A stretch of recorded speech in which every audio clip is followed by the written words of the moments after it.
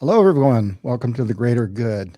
This is a podcast that is sponsored by the San Diego Harbor Police Foundation. And based on my recommendation, I get to interview whomever I think is a really interesting person and does things that I consider to be applying to the greater good. And with me today, I have Dr. Stan Rodriguez. Stan, nice to meet you. I only briefly was introduced to you just a couple of weeks ago when you were awarded the Legend Award at Sequam Casino for your work with the Indian nations. And I was fascinated by one comment you made. It stuck with me and still does. When you got up and you said, I'm going to start with American and then switch to English. And I thought, that is profound. That that comment alone said, I got to get that guy on my show because I want to know a lot more about you. So welcome to my show. Oh, well, thank you very much. I really appreciate that. You bet. So why did you make that comment and maybe clarify what you were doing when you said it? Sure. We need to go back and take a look at the history of us as Native people on this continent. And I'll try to move fast so I can answer the question. But our people have been here since time immemorial. We have village sites that are under the Pacific Ocean. We have fish trap sites that are in Imperial County where the desert is today. So we are no strangers to climate change. As we've continued our history, our culture, everything is tied into our language, or our songs, all these different things. And from Camp Pendleton all the way to about 150 miles south of Ensenada, all this from the islands, the Coronado Islands, to the ocean, the valley, mountains, the desert, parts of the Colorado River, and parts of the Sea of Cortez, or Kumeyaay territory, that our people have gone to. So our people have endured 3 waves of encroachment. And the last wave with the United States, their policies on boarding schools, eradication of culture, language, and the struggle to, well, they did not honor their treaties that they made with us, Right. and the creation of our reservations. Well, the thing is, right now, there's approximately 4,623 Kumeyaay who reside on both sides of the border. Of that, there's approximately 30 of us who still speak the language. Only 30. Only 30. So under the UNESCO 9 factors of language vitality and endangerment, 5 being stable, 0 being extinct, the Kumeyaay language is listed as a 1, which is critically endangered. So that's despicable. And very unfortunate. But what I'm more of a how do we get to yes person. So how do we get to yes where your culture can be sustainable and remain vivid and alive within America, which was all your land. The Americas was basically not owned, but you resided on this land that was taken from you. So how do we move forward? What's the answer? Well, one of the things that I would say, and I'm going to tell a quick story about that, is through education of the masses. Let me tell you a quick story. When I was in Ramona, I was at Stater Brothers, and I talked to my aunt on the phone. I was talking to her in our native language. Yes. And somebody tapped on my shoulder, and was an older white woman. And she looked at me. I said, "Excuse me, can I help you?" She pointed to the American flag, and she said, "We're in America. You need to talk American." Oh my gosh. So, not to say that I used a bunch of F-bombs on her, but I explained it to her. And after I was done venting on her, and explained, she looked at me and she said, "I just wanted to help," and shook her head and walked away. So what that shows me is and we look at American policy, which has been one of monolingualism, of, coming together, having just one culture. And I'll just say it. When we do that, when we do something like that, when we confine people to submit and just become part of this, which is just like 250 years. I mean, it's just a drop in the bucket. Right. What does that do to the people? What does that do? And The people, as in the not just the native people, but all people. What happens when there is no tolerance of other cultures, of other ways of doing things? We lose this, and people lose who they are inside. So let me ask you a question. Sure. What is your ethnic background? German, Irish. So do you speak German? I do. All right, that's a big thing over here. How about Irish, Gaelic? I don't think anybody can speak that language. Oh, there's people in Ireland Of course, that do. of course. It's a challenge. Yeah, it's a challenge. So the point I'm making, but you're the exception to the rule. I am. Most people that you meet out here, there can be very many different ethnic groups, but they only speak English. Well, my speaking of German had nothing to do with my Germanic upbringing. That had to do with where part of my adult life I spent in Germany when I was in the military. And so while I was there, I thought if you're going to be in that country, you might as well get along. And so I learned German, and then I stayed with it for a number of years. But what you're saying, Stan, is something that happens universally with so many discrepancies in the world, and it's a normalization of this behavior of people. And we see it the normalization in human trafficking. We see it in the normalization of drug use. We see it in the normalization of entitlement. We see it in the normalization of, everybody gets a prize for showing up, approach to our worlds. And so, yeah, it's a very, very challenging thing. And of course, the media, television, entertainment, all of these public factions, they just pile on to how it's going to be, unless you, like you said, you vented on this woman, and rightfully so, with or without the F-bombs, whatever. We're all humans. And so, you have to stop it every day. And I'm in the horse business. My wife and I, we have a horse business. And we really? And we do things what we call a cinch by the inch.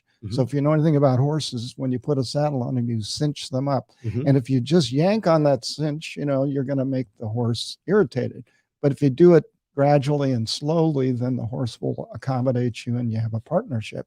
So, that's what's required here with this despicable behavior of people. And it's been, like you said, it's only 250 years, but it's been a pretty gruesome 250 years. Yes.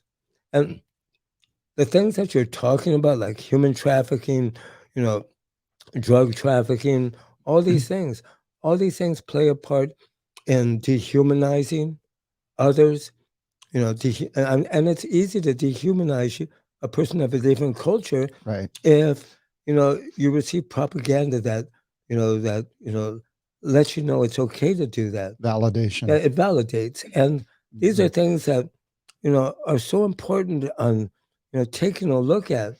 You've done work with drug interdiction, human trafficking, things like that, and it's widespread. I mean, it's not just one place; it's happening all over as we speak. Right.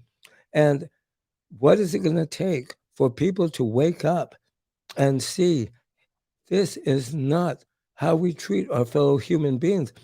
This, person who's being trafficked could be the sister or daughter or son of one of us. Right. The grandchild of one of us. Would we want that to happen? Would we want them to, have those things, happen to them? No. But, sometimes it seems like this world has lost focus of their moral compass. Yeah, that's an excellent point. Yeah, I mean, without getting into politics, because it's a no-win situation currently. But yeah, you're right. The moral compass seems to be way off course. And you're a former Navy veteran, yes, I believe, and so you're familiar with compasses and bearing and headings. and all of that. But it's a real tragedy. But the answer, it's really a very simple answer. The implementation of the answer is the challenge. Yes. But the simple answer is awareness. Mhm. And depending on how you create that awareness, I mean, there, you know, let's just take the horse analogy again. You know, if you can get a horse to do pretty much everything you want it to do. And depending on how you do that, you're going to have collaboration, partnership, you know, what I call in the horse business 49, 51%. It's not equal partners because there's a safety issue involved. But with human beings, you can approach things without the partnership, you know, roughshod, abusive behavior and whatnot. And you'll get what it is that you're after, but you won't end up with a partnership or collaboration. So steering back to you, I understand that you are a professor. And you teach at the Kumeyaay Community College, Yes. and also at Cal State University San Marcos. And what classes do you teach there? And I also teach at Cuyamaca Community College. Oh yeah. So I teach classes in Kumeyaay language 1, 2, and 3, Kumeyaay history 1 and 2, Kumeyaay humanities, which is tool making 1 and 2, where the big tule boats and things like that are created. I also teach Native American culture and language, Native American communities, and I'm going to be teaching another class this spring at Cal State San Marcos, Native American activism. And we are also looking at developing a course on Kumeyaay maritime culture and history. So these are some of the classes that we teach. You mentioned a boat, and what was the term for that boat? Hakwayo. Hakwayo, and that's Kumeyaay for a tule boat. A tule boat. Tell me what a tule boat is. Well, tule is like a bulrush that grows in riparian areas where there's marshes, rivers, things like that. So we go harvesting in the later summer, fall, and even early winter. Right. We cut them, we dry them, and we construct boats out of them. Now, the Spaniards, when they first came into the area, they remarked how they seen a bunch of crazy Indians on these grass boats hunting whales by the Coronado Islands. So our boats, we can make them large enough for one person or large enough to hold over 20 people. Oh my gosh. So this technology is, excuse me. Sure. This technology had almost gone dormant.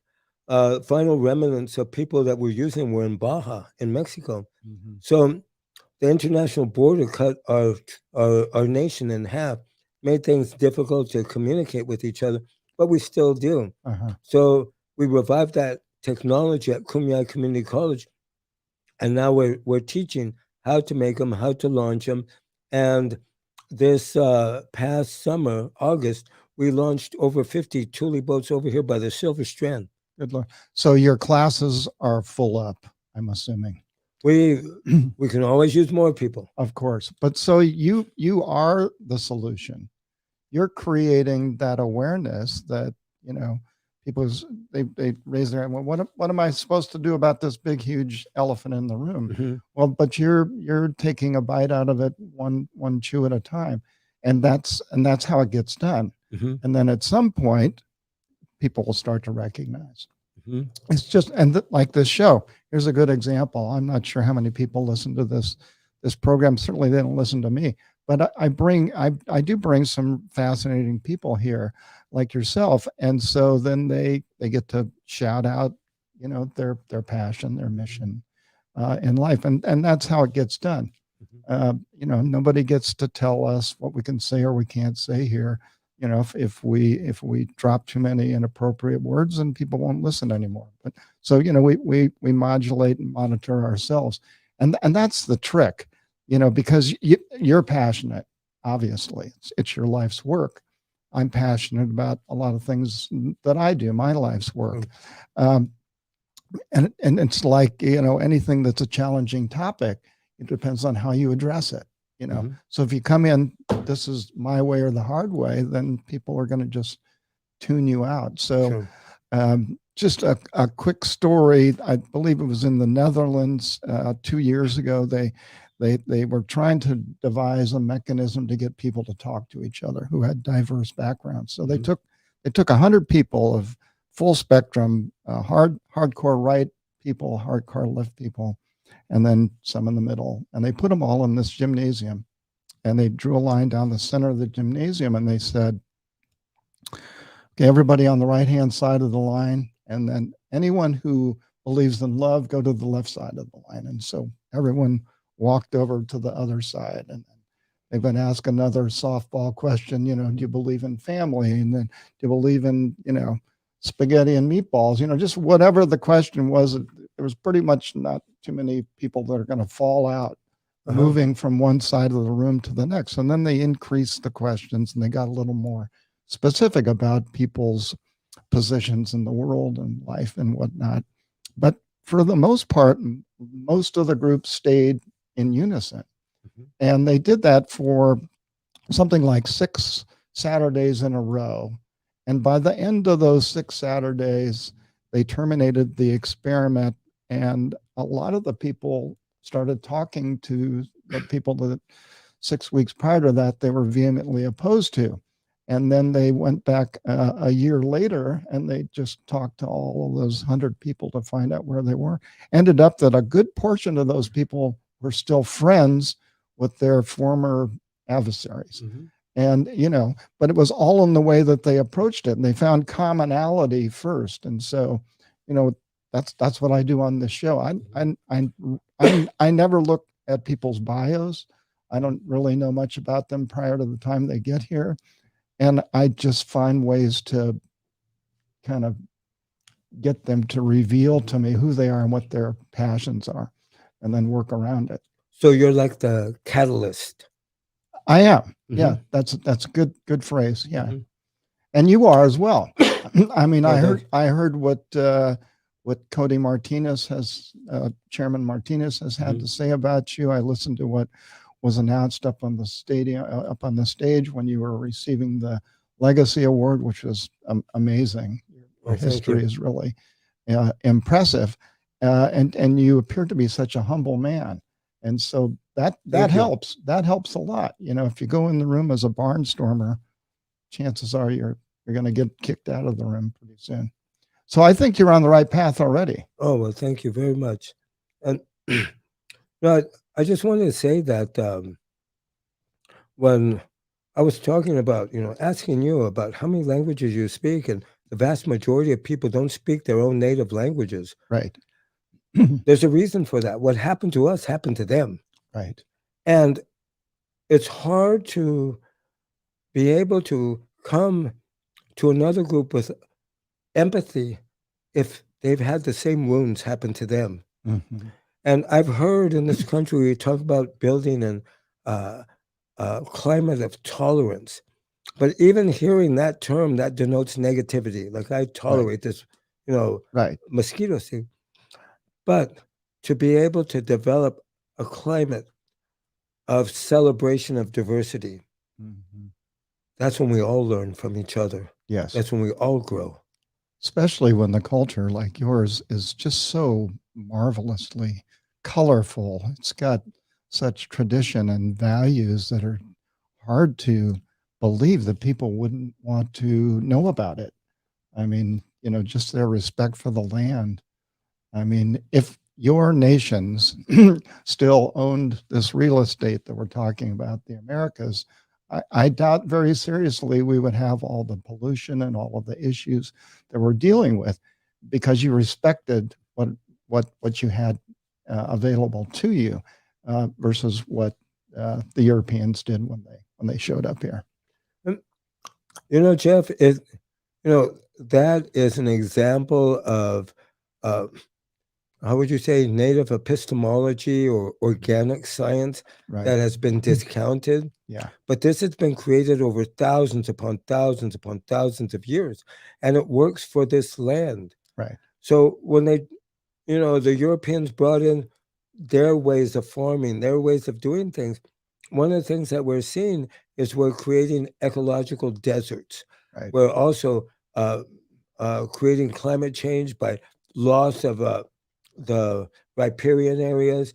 There's, the wells you have to drill farther and farther down. It's not giving it time to recharge. Right. So these are things that all people could learn. If you take a look at native science that has been developed in those specific areas for thousands upon thousands of years, there's things that we can learn from each other. Yeah.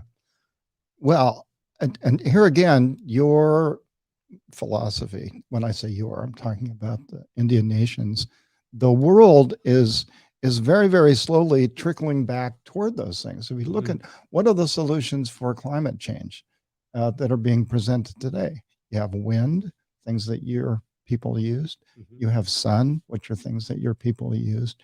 You have, these approaches to the way buildings are built that all came from, not all, but a major portion of it came from what was already existed in your culture for thousands of years. So there is a very slow trickle, that's moving back in that direction. But without people like you and others that teach, the language, that teach the culture, to because it is stimulating. I'm going to go take your class. That's for sure. I'm looking forward to having you. Yeah, you just tell me which one to start at, because I know nothing. So I'll be beginner number 6. It's like that cinching of the horse that you talked about. Right. It's not just one time you cinch it. Right. After it starts breathing more, you may have to go back and check again and re-cinch it. Right. So it's not a one-time thing. Just it's a constant thing that we do. That's right. Yeah. Well, I don't want to make this a horse show, but but we got to talk about horses later on. We can talk about horses later on. Sounds good. But you're absolutely right. You have to revalidate. Did I put too much pressure? As a result of it, the behavior that I was seeking didn't occur, and it's just like that with humans, But you have to take the time that it takes. I mean, when I teach people about horses and their behavior, it's natural. For instance, I compete on my horse in ranch work.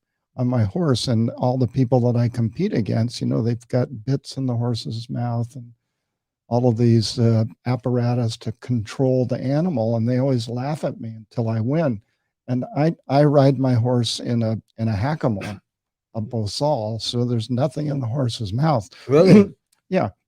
It's impressive. And he's an amazing animal, and it's because he didn't come that way, but with that partnership that we created, we adapted, and now he's a champion horse as a result of it. So it's the same with people. So if you shackle them, like what happened to the American Indians, we shackled them. We gave you disease. We gave you all kinds of things that were impediments to your own survival, and then we stole everything from you and moved you to the worst places that humans could find. But here again, there's some payback. And I celebrate every single casino in America, because all of a sudden these desperately poor people that we created are getting a chance to start earning very good money, and look what they do with it. They contribute to other tribes. Chairman Martinez told me that his group, his tribe, they support all the other tribes in San Diego and the whole imperial area that are less fortunate, that don't have a casino or a hotel. And so, that sort of partnership, that's how it works. And that is something that I think a lot of people struggle with. Like BC, before casinos, people would, a lot of people didn't even realize that there were native people here in San Diego, when San Diego has more reservations than any other county in the country. Yeah. We have 18 reservations here. Yeah, I know. But about half of the tribes here in San Diego do not have casinos. Right. So live in abject poverty. And some people see the ones that do have casinos, they say, well, look, they're all doing good. That's not true. But, they're making a way. And for the ones who don't have, it is imperative that start working on developing that economic engine Mhm. so that we can become sustainable. Right. Because you are correct, they pushed us on land that nobody else wanted, Right. and this is something that problems that we have in our communities could be lack of water, Right. lack of resources, things like that. Yeah. My foundation, we've created this very robust awareness program on human trafficking. Mhm. And so we go out to the casinos and teach their workers, the managers and the employees, about awareness. And I was surprised.